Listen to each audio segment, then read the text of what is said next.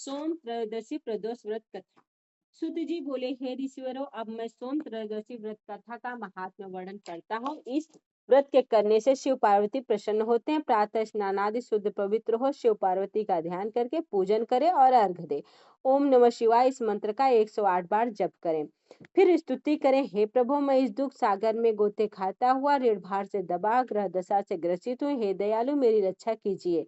शौनकादि ऋषि बोले, हे पूज्यवर महामते, आपने यह व्रत संपूर्ण कामनाओं के लिए बताया है। आप कृपा कर यह बताने का कष्ट करें कि यह व्रत किसने किया, वह क्या फल पाया। सूत जी बोले, एक नगर में एक ब्राह्मणी रहती थी। उसके पति का स्वर्गवास हो गया था। भरण पोषण का कोई आधार नहीं था, इसलिए वह सुबह होते ही अपने पुत्र के साथ भीख मांगने निकल जाती थी और जो भिक्षा में प्राप्त होता था उसी से अपना और अपने पुत्र का पेट भरती थी। एक दिन ब्राह्मणी भीख मांगकर लौट रही थी तो उसे एक लड़का मिला। उसकी दशा बहुत खराब थी। ब्राह्मणी को उस पर दया आ गई।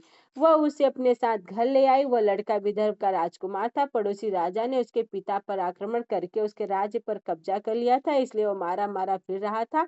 ब्राह्मण के आश्रम में वह राजकुमार की तरफ पढ़ने लगा। एक दिन ब्राह्मण कुमार और राजकुमार खेल रहे थे। उन्हें वहां गंधर्व कन्याओं ने देख लिया। वे राजकुमार पर मोहित हो गई।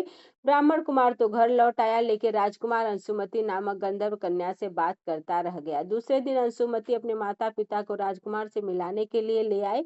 उनको राजकुमार पसंद आया। कुछ ही दिनों बाद अंशुमति के माता पिता को शंकर भगवान ने स्वप्न में आदेश दिया कि वे अपनी कन्या का विवाह राजकुमार से कर दे।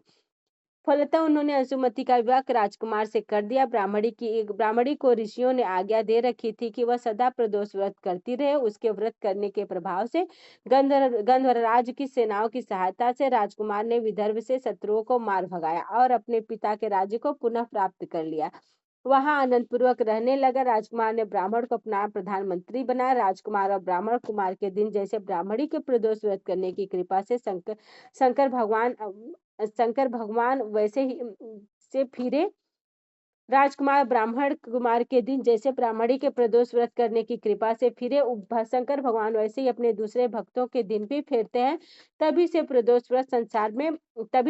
व्रत का संसार में बड़ा महत्व है।